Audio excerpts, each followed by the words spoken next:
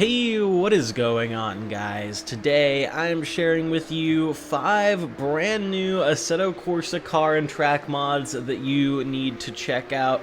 We got some super cool stuff on today's list, from some fictional street circuits to some super cool road and race cars, as well as some real life circuits as well. Before we get into it though, I'd like to give a quick shout out to my second channel, JC Racing. If you want to see some broader sim racing content besides just Assetto Corsa mods, that will be your one-stop shop for it, and you can find it down in the top link in the description below. But without further ado, let's get right on to the first mod on today's list, and that is Clydeside in Glasgow. This is a fictional track in Glasgow in Scotland. I hope I'm saying that right. It's how it's phonetically spelled. But anyway, 2.7 kilometers long. This is made by Nuke Drop, so it's super high quality, especially in the surrounding architecture and scenery with the buildings winding through the streets. It is very pretty. It's got 24 pits as well, so you're going to be able to do most kinds of racing. However, it is a pretty small track and pretty narrow in some parts as well, so you're not going to want to do anything super quick around here. But regardless, it's quite a fun layout, and if you're trying to take some, city screenshots of cars, there's definitely some places around the track that look pretty nice. But overall, pretty high quality. Nuke Drop always makes some super nice tracks. I always like to cover them when they come out, so this one is no different. You can find this one down in the link in the description below. Next up on the list, we have the Autobacs Garaiya. I hope I said that right as well. This is a GT300 car, and if you're a Gran Turismo fan, you will definitely recognize this one. 500 brake horsepower, 570 newton meters of torque. It weighs 1,175 kilograms.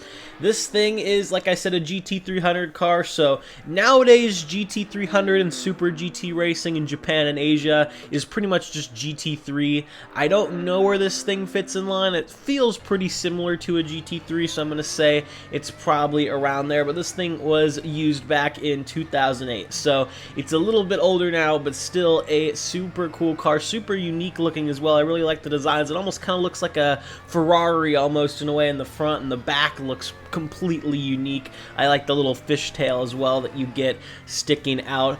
Lots of aero on this car, even though it's supposed to be, pretty simplified. It's a GT car, but still looking very nice as well. You can find this one down in the link in the description below. We are on a string of names that I'm sure I'm absolutely butchering, but next up we have the Kinnekulle Ring.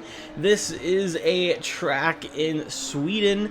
It's pretty small, 2.1 kilometers long, and this track mod here in Assetto Corsa only has 15 pits, so you're not going to really have anything with a super big grid going around here, but the layout is fun. It's got a lot of elevation change for how small the track is. It's just a simple club racing track. I like to cover these when they come out, and this thing is a pretty fun layout. This is made by Blue Knight Tracks over on Race Department. It's only in version 0.81, so I'm hoping it's going to be updated even more. He does have a little bit of like a work list, if you will, of things he wants to add and improve, so I'm looking forward to that. Very, very cool track mod, very high quality as well. You can find this one down in the link in the description below. Now we move over to a supercar, a road car. This is the 2022 Ferrari 296 GTB. The one you're seeing right here is the US version because I live in the US, but there is also like an EU and a worldwide version as well. So if you want it to be right-hand drive or something like that, you will be able to get that. But regardless, this is made by Binary Motors. It has 830 brake horsepower, 740 newton meters of torque. It weighs 1,615 kilograms. This is kind of like a baby SF90, if you will. It's a little bit less stylized. It's got more subtle curves and things like that. Not as angular, a little bit more of a professional looking car, if you will, but still has, again, 830 brake horsepower. So this thing still goes. It does have some conversions though, especially the model is from CSR2, so if you are not into conversions of any kind, then you might want to steer clear of this one, but something I always like to note. But this is a super high quality car. I really recommend you check it out. You can find this one down in the link in the description below. And for the final mod on today's list, we have the Cape Town ePrix circuit. This is made by Shin, and this is the Formula E track in South Africa, 2.9 kilometers long. It has 26 pits, so you're gonna be able to get your full Formula E grid going around here. And this is a pretty interesting track. A lot of the newer Formula E circuits are a lot more open, high speed, since the cars have, you know, improved regeneration and they can drive longer distances on their own.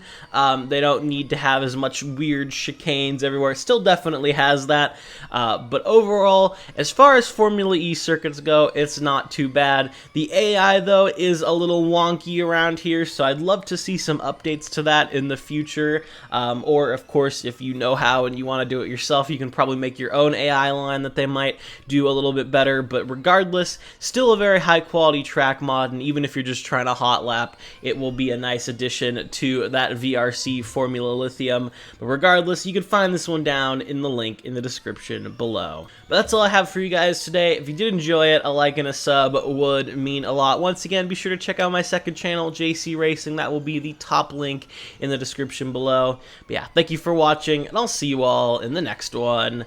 Have a good one, guys.